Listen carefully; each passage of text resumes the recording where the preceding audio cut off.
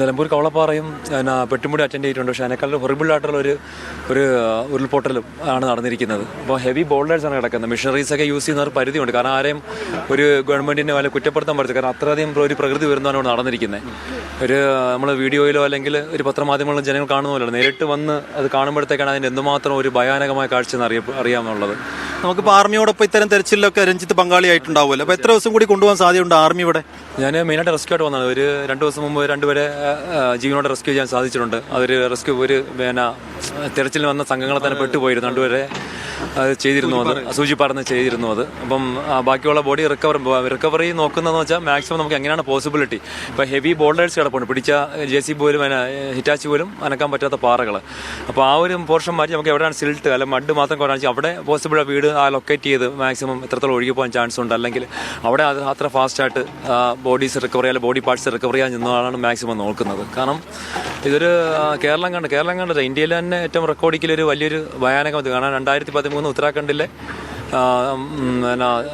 കേദാർനാഥിലുണ്ടായ അതേ രീതിയിലൊന്ന് പറയാം. അതിൻ്റെ ഒരു രീതി തന്നെയാണ് കേരളത്തിൽ സംഭവിച്ചു പറയാം. വെട്ടിമുടിനേക്കാൾ വളരെ ഒരു 3 ഇരട്ടി 4 ഇരട്ടിയായിട്ടുള്ള ഒരു ഇരട്ടി ഇൻസിഡൻ്റ് ആണത്. കാരണം അത് റിക്കവറി പ്രോസസ് അതിൻ്റെ സമയം എടുക്കും. കാരണം മിഷണറീസിനോ അല്ലെങ്കിൽ സിസ്റ്റത്തെ ഒരിക്കലും കുറ്റം പറയാൻ പറ്റില്ല. അത് അത്രത്തോളം ഫോഴ്സ് ഞങ്ങൾ കേരള ഗവൺമെൻറ് ഇറക്കിയിട്ടുണ്ട്. എല്ലാ ഫോഴ്സും ഇറക്കിയിട്ടുണ്ട്, സകല ഫോഴ്സും ഇറക്കിയിട്ടുണ്ട്.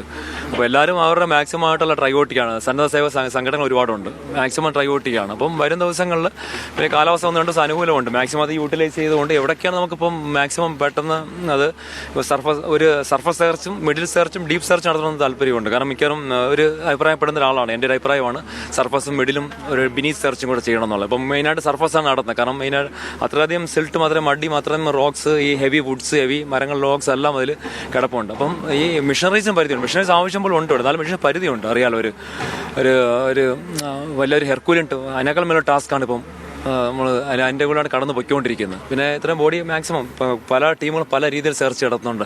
ഇവൻ റിവർ ബേസ് അടുത്ത സൂചിപ്പാറ ആ സൈഡിലുള്ള കാന്തൻപാറയിലേക്കുള്ള സൈഡിലുള്ള അവരല്ലെങ്കിൽ ആ ഹോളിലേക്ക് അല്ലെങ്കിൽ മൃതദേഹം അള്ളകളിലേക്ക് പോകാണ്ട് അവിടുന്ന് എടുക്കുന്നുണ്ട്.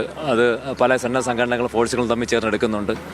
അപ്പം ഇപ്പോൾ ഉള്ള ദിവസങ്ങളിൽ നോക്കാം, മാക്സിമം ഇത് ട്രൈ ഔട്ട് ചെയ്യാണ് ഒരു ഔട്ട്കം ഉണ്ടാകുന്ന പ്രതീക്ഷ. ഓക്കെ.